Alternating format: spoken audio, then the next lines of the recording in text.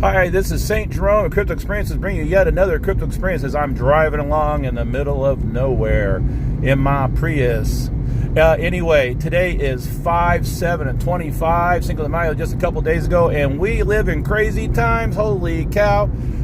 What's the craziest thing? How about India lobbing a few bombs on top of Pakistan? That's pretty crazy. How about the explosions in Iran? That's pretty crazy. But besides that, we got some other things going on. The tariffs are really doing a number on China. China is talking a tough game, but it's not working. They are not able to keep their factories going, and there are protests in China.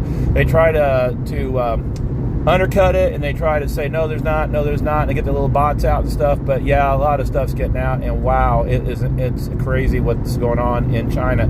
And one thing that's got my interest, maybe because I'm an American, Canada's little issue right now with the elections. They look like the Conservatives were going to win, and then all and behold, Ottawa won. And so now we got this big split starting to develop between Alberta, Saskatchewan, Manitoba, maybe even parts of British Columbia.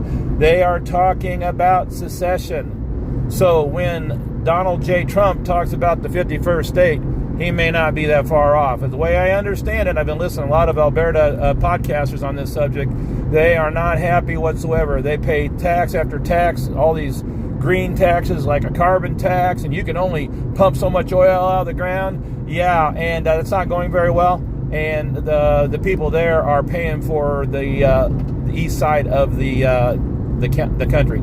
So I wouldn't be surprised to see some crazy stuff happen. 51st state, I don't know, maybe an American protectorate, their own little country. It's hard to say. Alberta, looking on the map, looks about as big as California geography-wise, and with 3 million people, but they got oil and gas, and a lot of oil and gas. And Manitoba, Saskatchewan, I don't know much about Manitoba. I know Saskatchewan's got the agriculture, so it's crazy.